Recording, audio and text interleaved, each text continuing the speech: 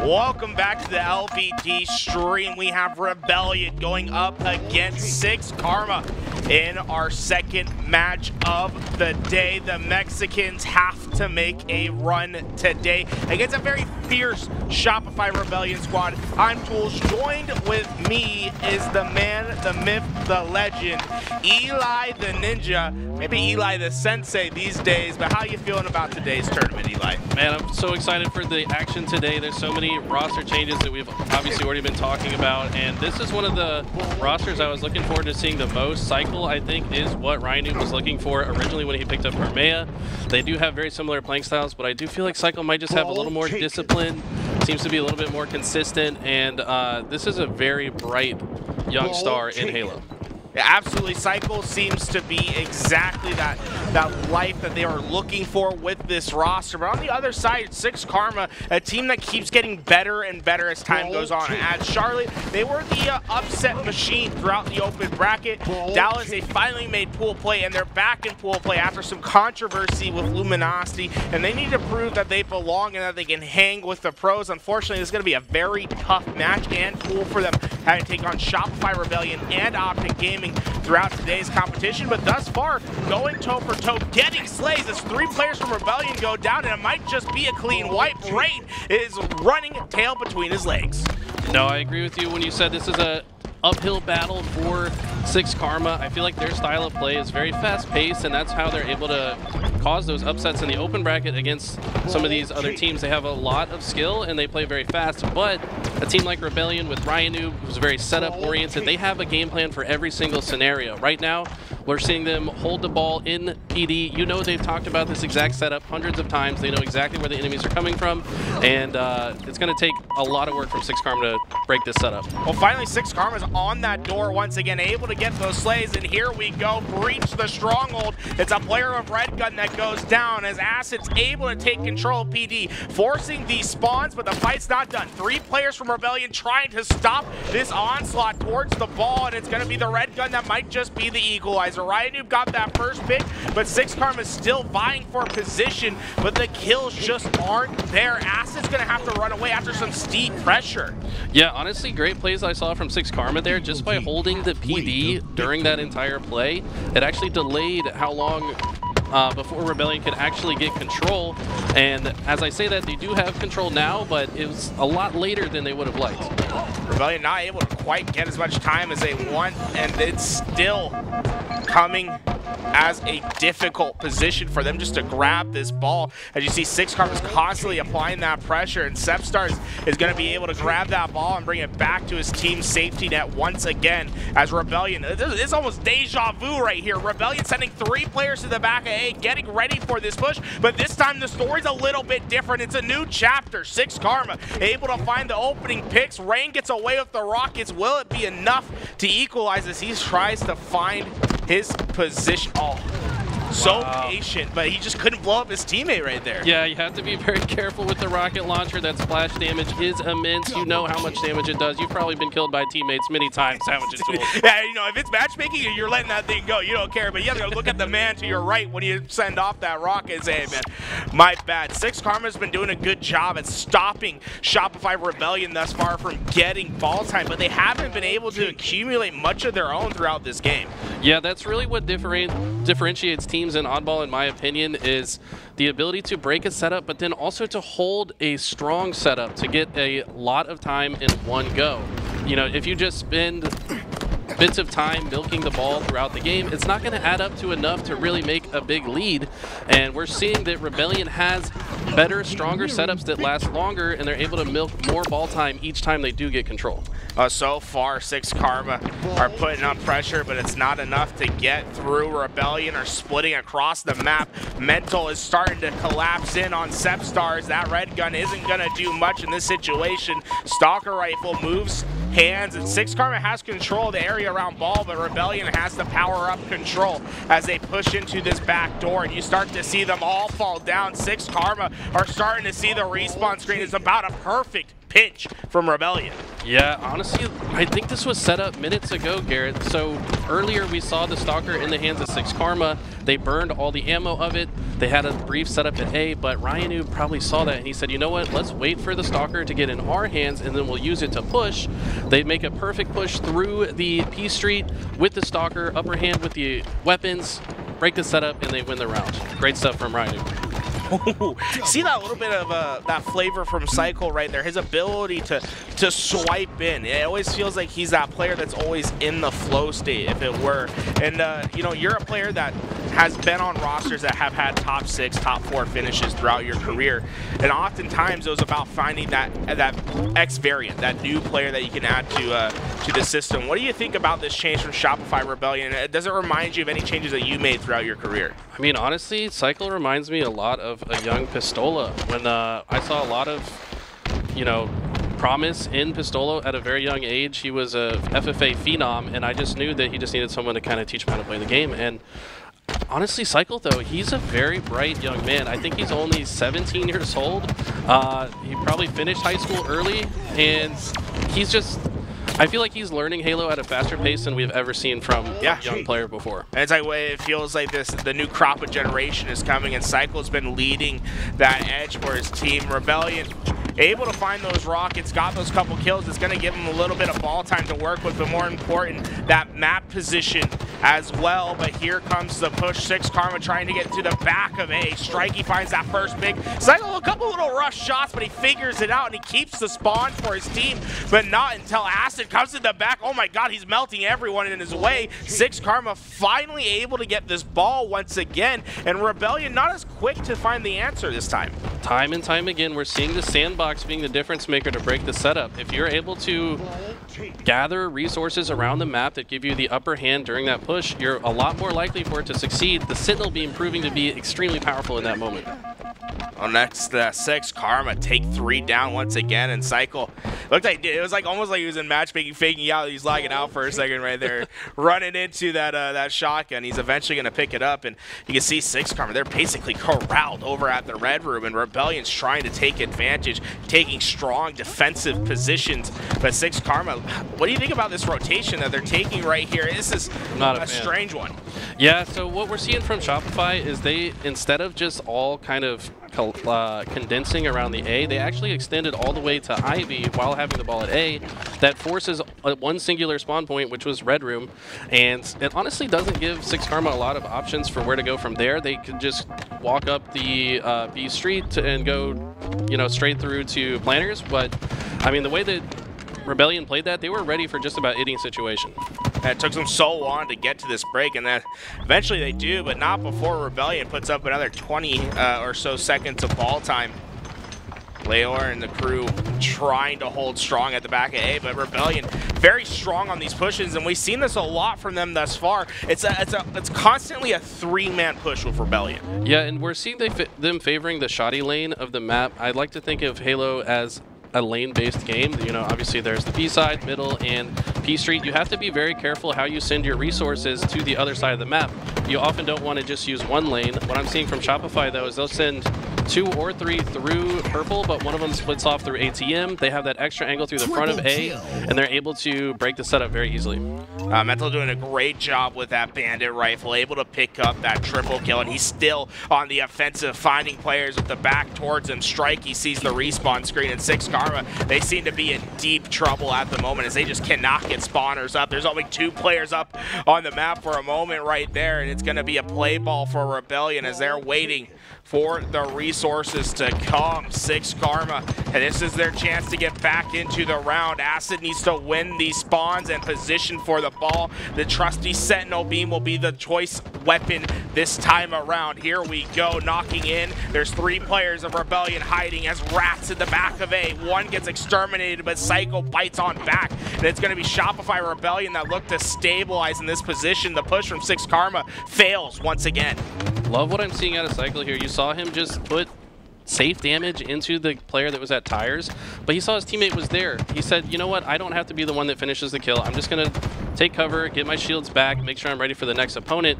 And that level of trust among Shopify tells me that they are ready to go far in this tournament, Garrett. I think they actually could be in contention for the number 4 spot, arguably.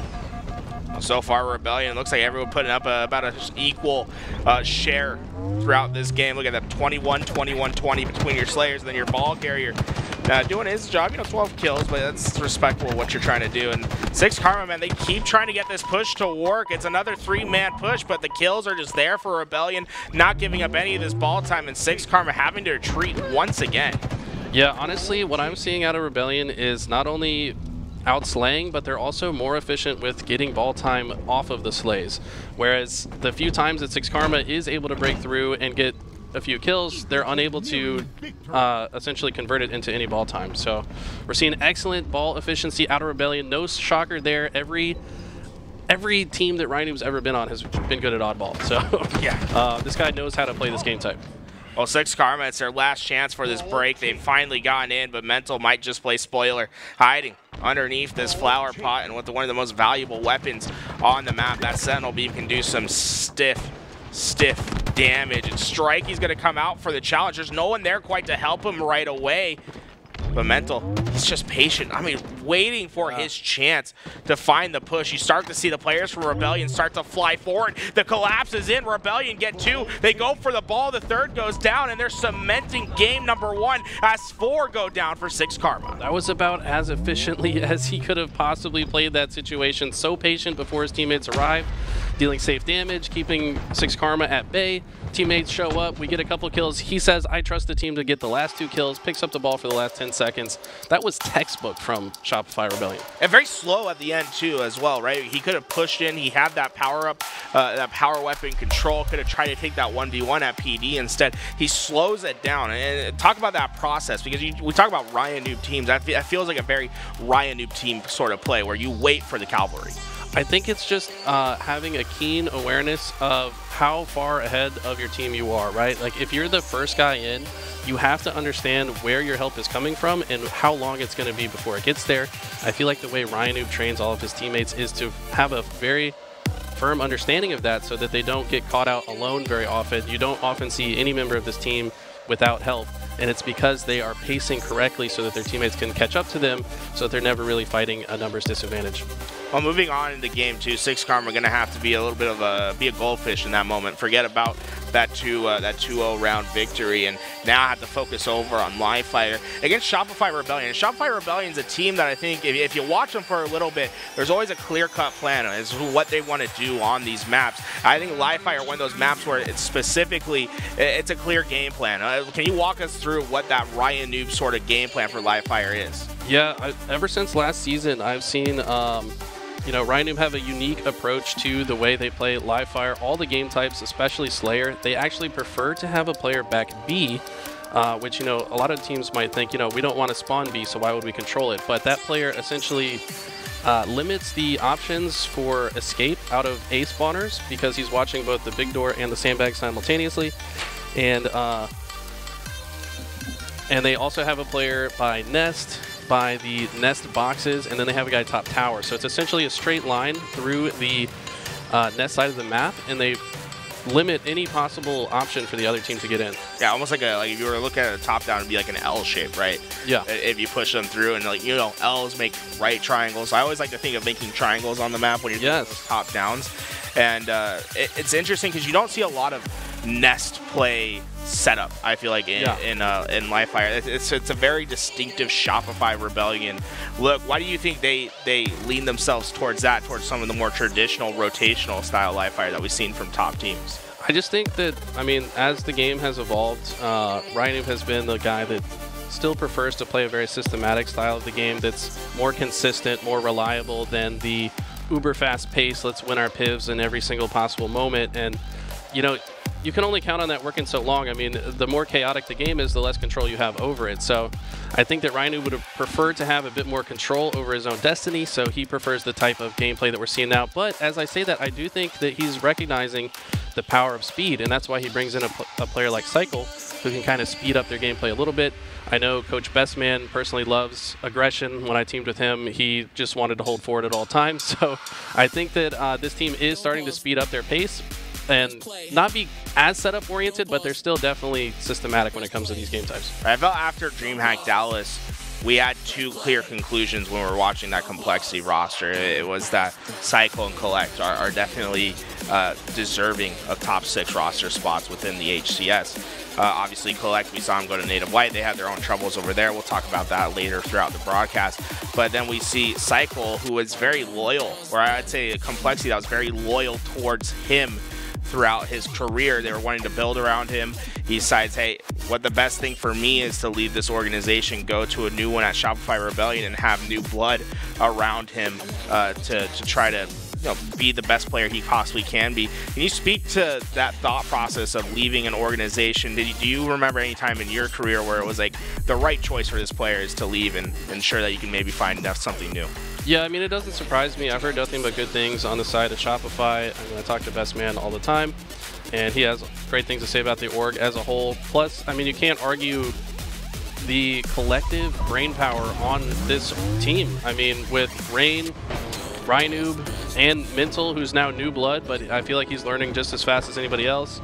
And obviously Coach Bestman, I feel like this is actually the perfect group for him to come into his own as a player. Well, Cykul's going to be the player that grabs the sniper rifle for his team. The overshield acts as a meat blocker, but the flank comes in, and it's going to leave all those weapons on the ground. And Rayne's like, ooh, it's juicy down here. Like, which one do I want? He grabs the sniper, says the heat wave's down there for anyone else that comes by some time. And you can see already trying to get into that setup, the sniper trying to clear a lane. You start to see those players vie right in, and it's almost exactly like you said. They immediately gravitate towards that Bravo side. Yeah, and having the sniper on this side of the map is so powerful. It's very hard to get clean damage on a sniper player that's at the tower, at the nest. Like, it's just very easy for the sniper player to rotate to a new position, hit a body shot, and then come back to his position.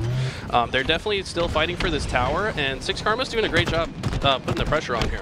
Great shots in from Rayne. Mental comes in with the help. And you can start to see 6Karma putting a lot of pressure, but Rebellion making themselves tough kills, ensuring that they play around those corners, keep the power weapons in their control. Although the score is awfully close, we haven't seen one power weapon in the hand of 6Karma yet.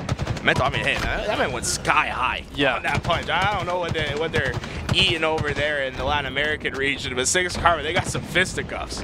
Yeah, I mean, what we're seeing now is they were fighting for the tower because this overshield was coming up. If the team has the tower control, they're very likely to get the shroud screen.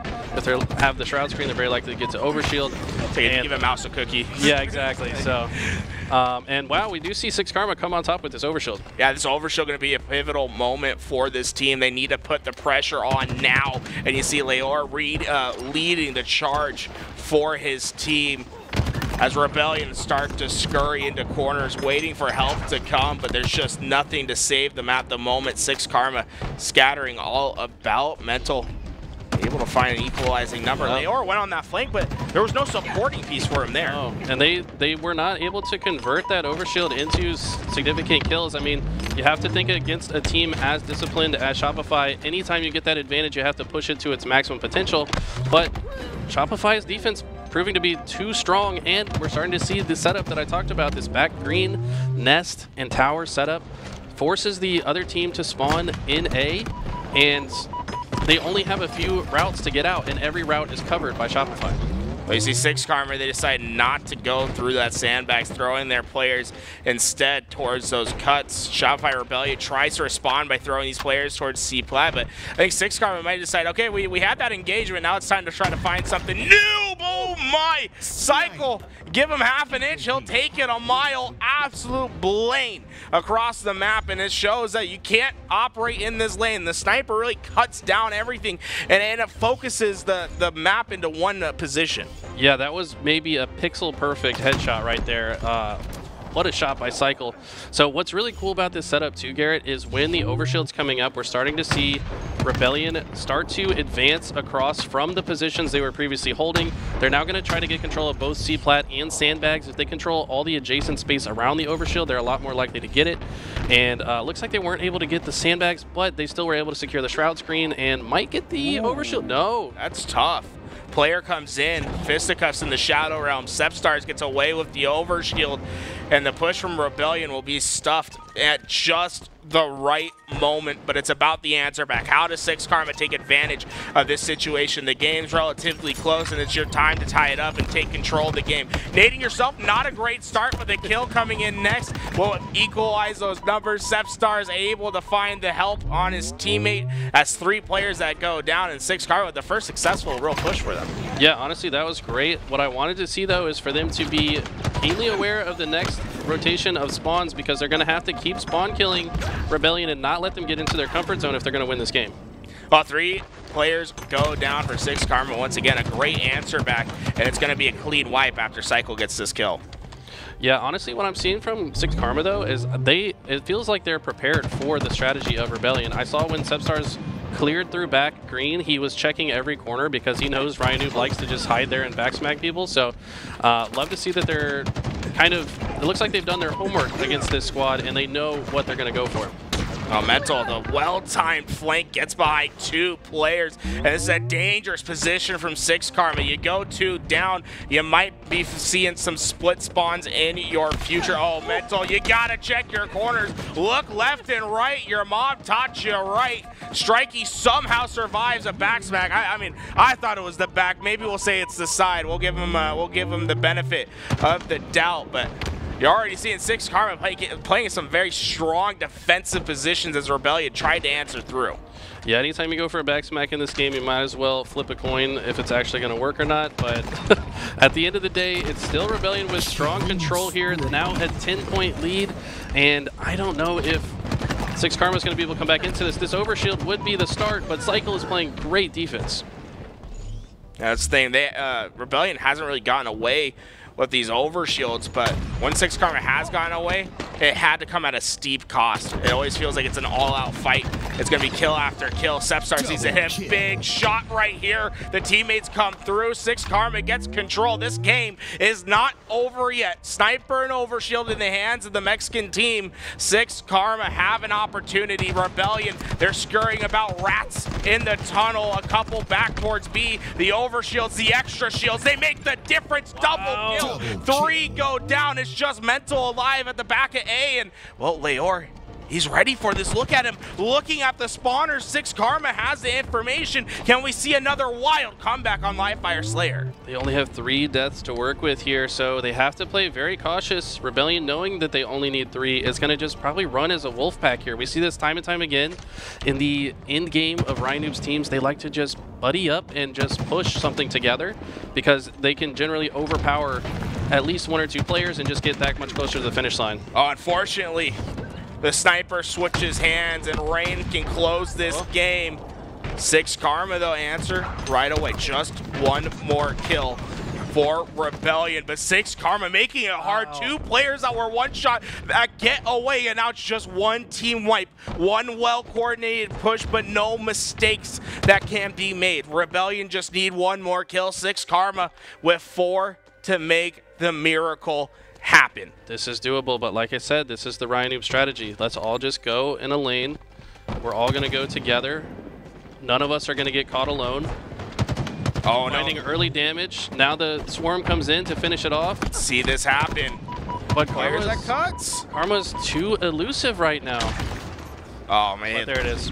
It's almost anticlimactic, right? It's like, oh my God, we're seeing this great. We're looking at a top down. It was like these teams battling throughout each other, but RyaNoob, he finds the secret lane, gets underneath, and well, yeah, what can you do? A heat wave in your face. I mean, it shows that in-game Team Slayer strategy and why it's so good is because if you are traveling as a wolf pack, the entry fragger just getting some clean damage, he can back up, basically fall into the wings of his teammates, know that he's not going to go down. Next player goes in with full shields, finds the next player. They really just did that several times until they found 1 shot that was caught a little bit out in the open, and RyaNoob hits the heat wave shot. So great ending there from Shopify. They've been one of the best Team Slayer teams in the league for a long time. Well, they're able to hold on to it in the end right there. I would say 6 Karma, maybe they're a little bit more aware of that heat wave coming up, right? Because Rebellion definitely weren't in the right position right away to get that. They had to go through. I think if RyaNoob happens on it, maybe a 6 Karma gets that heat wave away right away, neutralize the sandbox for them. But it's a tough ask at the end of the day. Rebellion, they had the lead for so long, and I think these plays that Cykul was making throughout the game, I think were a big difference maker throughout. Yeah, what I saw was honestly probably equal sandbox control from both teams. Probably equal overshields from both teams as well, but the difference came from Rebellion's discipline in these setup moments to just find the clean trades, find players caught out on their own, taking advantage when they have shield advantage, pushing and slaying out. Also, every time the overshield was coming up, there was a hard-fought battle that usually just went trade for trade, and even if 6 Karma did get the overshield, that just meant Rebellion was a little bit closer to the finish line. So great plays all around from Rebellion. The end game is what I think separates a lot of teams. If you're play a bit too loose in the end game and you don't have a clear defined strategy, the other team is often going to be proactive and punish you for that. So I think that the leadership on the side of Shopify is what pulled them through in the end there. Well, we're heading back to the streets for our game 3. Last time on this map, 6 Karma didn't fare too well. If you're in the comms with this Latin American roster, what are you telling yourself? How are you getting yourself ready? Yeah, I would just think back to that first game on streets that they lost. Sorry, I meant for you to answer in Spanish. You know, this is a Latin American team. I don't know how. Sorry, that's where it ends. I don't know anything else. But I took 4 years in Spanish and forgot literally all of it somehow. But anyways, they've got to be talking about the power weapon control, because I feel like that was a big difference maker in the last one. Plus, remember how many times Shopify sent 3 through the shoddy lane to push into A? Like, that's going to be a common strategy that they're going to continue to use. If 6 Karma has control of A, they should be prepared to play defense better from that lane, because Shopify has proven that that's what they want to do. Shopify Rebellion, a lot of those 3-man stack pushes. What exactly? Why do you think we see a lot of 3-man pushes in Halo Infinite in particular? Because we went from Halo 5, which is a very heavy 2-2 split game, where you were like always running with a duo, that splice mentality with Shotzi and Renegade, just always partnering up for a duo. What changed between Halo 5 and Halo Infinite that we've seen a lot more 3-1 splits rather than that 2-2 duo split that we used to see? I really think it comes down to the maps, because the way the maps are designed in this game, it feels lane-based by design. Like, Live Fire and Streets are actually 2 very similar maps.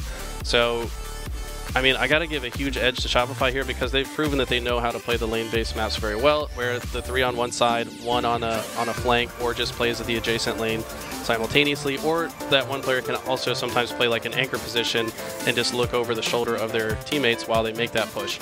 The player in the back, it's important for him to basically cut off any escape routes of the other team, so that as the 3 push in, they deal damage. Obviously, some enemies are going to run away from them, but if you have that one player that's able to cut off that escape route, it's basically a closed circuit. There's nowhere for them to go. So I think that that's just the way the meta has developed, and because of the way the maps are designed, it works very well in this game. All I gotta say is, if you have rockets, you can take down 3 players at once. That's facts. So it's always the sandbox, I think, comes in. I think that's at the end part as well too, especially on streets, right? Yeah. And I think we're seeing pretty good sandbox control from 6 Karma. When it came to the overshields, it felt like they were getting away with plenty throughout that game. Yeah. As we see the conclusion of that one, we're going to move over to our strongholds. Rebellion trying to close out this game right now, and so far they have a nice lead. Rayne with these rockets can't stop the push at B. He sends one in. It's not going to be enough for the kill, and in fact, he's going to give up a rocket to 6 Karma instead, and now both the power weapons in their possession. Rebellion corralled at the back of C.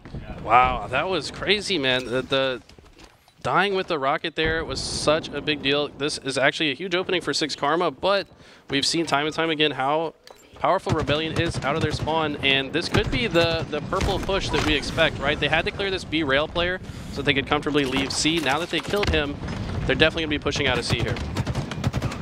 RyaNoob turret able to get some good damage in, and Rayne's going to be able to clean up. There's just no pressure that 6 Karma can amount to stop that push at B. They're trying to decide whether they want to go down that purple lane or not. The nade's not going to connect. Six Karma's pushes in. It's going to pull Cykul out of the fight for now, but they need to find some kills, and they need to find them fast if they're going to get through. And instead, Rebellion answer back. 3 players from Six Karma are going to see the respawn screen, and it's going to be more as RyaNoob and Cykul work together to finish the rest. Yeah, I mean, what did I say in the preview, Garrett? The team that has talked about the most situations going to come out on top. I saw it happening before my eyes. Rebellion was spawning in C, and the other team has AB. You're going to be in that situation a lot if you play this game type, so you have to have a game plan. What was their game plan? They eliminated the player off of B rail first because he was going to essentially rain down fire to them if they tried to cross purple. After they took him down, they just pushed and took control of the map while they had their numbers advantage. Textbook stuff out of Shopify this game. So far, RyaNoob's so patient, takes care of the players camping at the back as C, and now he has an opportunity to push with his teammate to try to secure this B. It looks like the player from B did get to leave, but not for giving up that position. And I think the sandbox making a big difference in this game thus far. Oh my God, RyaNoob, he's out of bullets. If he had another one, I think we would have saw the perfect. The rocket from Rayne comes out instead. Acid takes down Rayne, but oh my God, what a moment from RyaNoob and the crew. Yeah, even though he took him down, the damage had been done. He still never got his shields back because the constant pressure from Rebellion. They know where these weak players are. They're not giving them any space to breathe. Even though Six Karma did take A, they didn't really take map control at the same time, so I don't know if they're going to be able to actually finish or hold on to this cap point. Hey, so close to being captured. It will get captured at the last moment, and there's no counter push to come as well. Cykul and the rest of Rebellion have a firm setup on the map. They were expecting that C push, but it looks like the PD spawns, and this might catch Rebellion off guard. Yeah, I'm a little surprised they didn't have that spawn point nailed down. If no one's in PD or close enough to block it, the game does favor that spawn point. It looked like maybe one of Rebellion left a little bit too early, but they're not really being punished for it because they were able to turn and still respond to that PD spawn. Well, RyaNoob was able to get that capture, and then immediately goes back to this balcony, getting those cross-range shots, working with the young gun over at C. Long-distance duo, but they get the job done nonetheless, and they are wrapping to the finish line. Just a couple more kills, as it's RyaNoob and Cykul that keep putting down the damage. They just need to make one more stop, and they can get this job done. They just look phenomenal throughout the strongholds. Yeah, I mean, anytime that Six Karma had even an inkling of control, it lasted for a very brief moment in time before Rebellion just snatched it right back.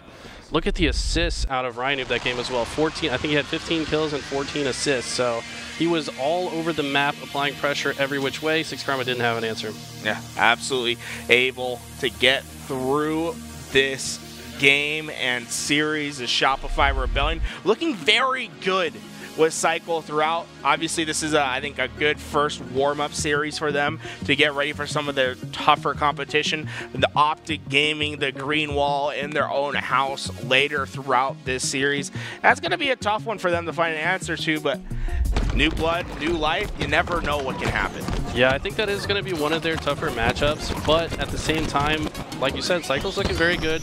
They're looking poised to apply pressure to any team they face. This was an important one to be a 3-0 in my opinion, because they feel like they are better than this team, and they proved it. But if this was a little bit more difficult, I'd be worried, but I think they might be ready for Optic. Yeah, I think this is a team that's ready to take Optic to a Game 5 situation, and, you know, Game 5 is always just a coin flip at that point. Though we haven't seen the Green Wall with the Green Wall fans on their back, and that's what I'm really interested throughout today, is what they can do.